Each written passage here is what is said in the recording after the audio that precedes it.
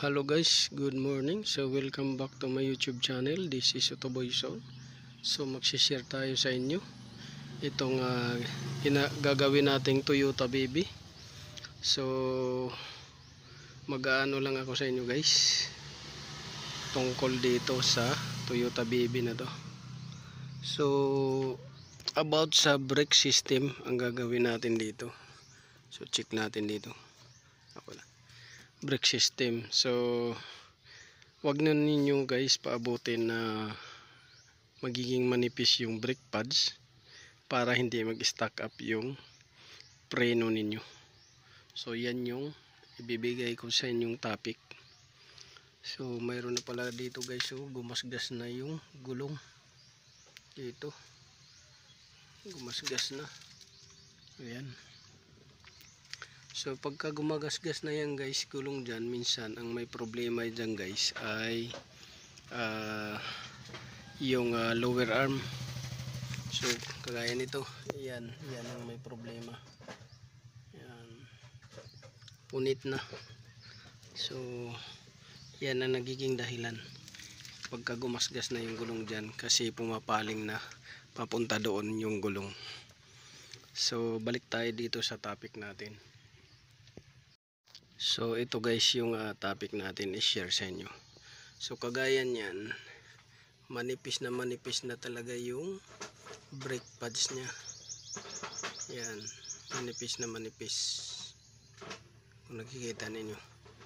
So bakit sinasabi ko sa inyo na huwag nyong paabutin ng ganyang kanipis para hindi mag-stack up yung preno ninyo.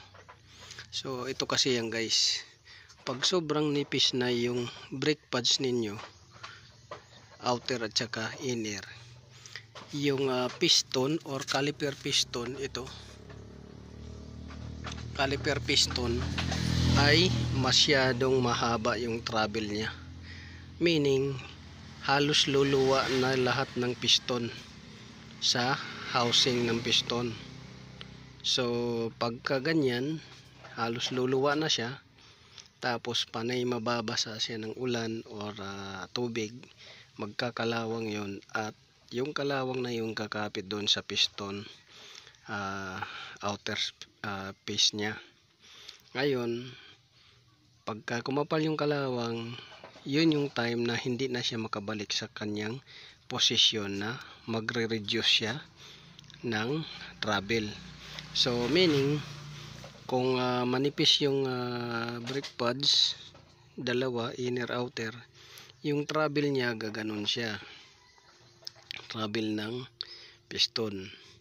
Ngayon pagbalik niya ganyan, babalik yan, magkukompress. So halimbawa ganyan, travel ng piston gaganon, tapos pag nagkompress gaganon siya.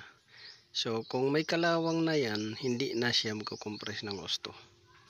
So mapipigilan yung pagkompress niya dahil may kalawang na, dahil mahaba yung travel niya, dahil nga dito sa brake pads ay manipis na. Ngayon kung papalitan na ninyo ng brake pads, that's the time na minsan nag-stack up na siya, kailangan na i-overhaul yung piston, dahil pag compress nun guys, masusugat na yung o-ring doon sa may piston, gawa ng may kalawang na. So kadalasan yan mag-stack up na siya. Yun yung problema kung bakit wag ninyong pabutin na masyado ng manipis yung brake pads, kagaya nito. Yan, dito rin sa kabila, ayan, manipis na. So yan yung sinasabi ko sa inyo, na wag na ninyong antayin na mag-stack up yung caliper piston ninyo. Ito, yan, sa loob niyan piston, dahil pag masyadong mahaba yung travel ng piston nyo, hindi na siya makabalik sa dati niyang posisyon, gawa ng pag nababasa ng ulan, tubig, nagkakalawang. Ngayon sa oras na magpapalit kayo ng brake pads, that's the time na mag-stack up na siya. dahil yung palibot ng piston ay puro kalawang.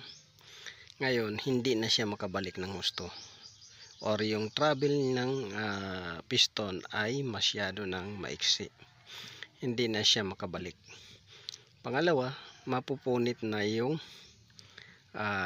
rubber o-ring doon sa piston ring niya, rubber piston ring, dahil may kalawang yung piston.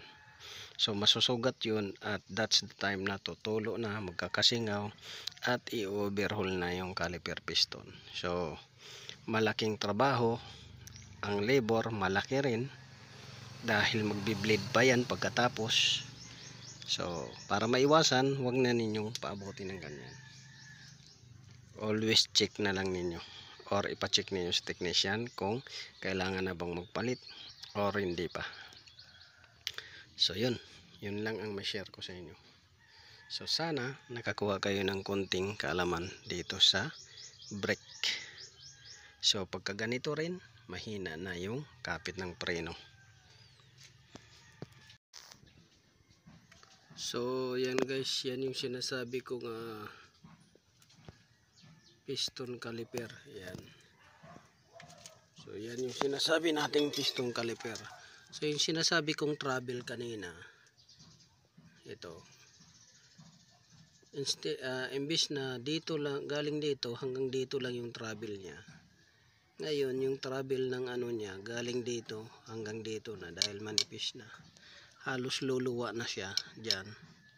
So ito yung sinasabi ko, na pag nababasa yan, lalo na kung walang dashboard yan, pagka kinalawang, hindi na siya makaatras, kakalawangin na kasi yung dyan. So far ito may dashboard pa, kompleto, walang punit,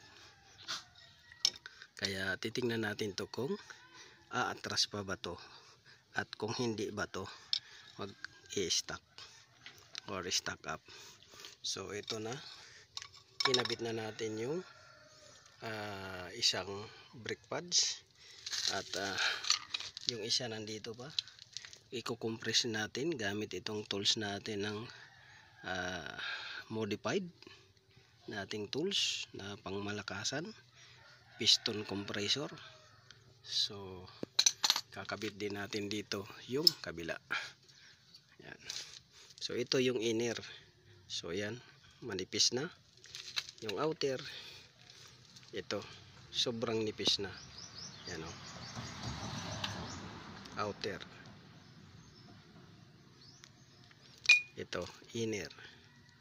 Ang inner mayroong wear indicator. Ang tawag dito wear indicator sensor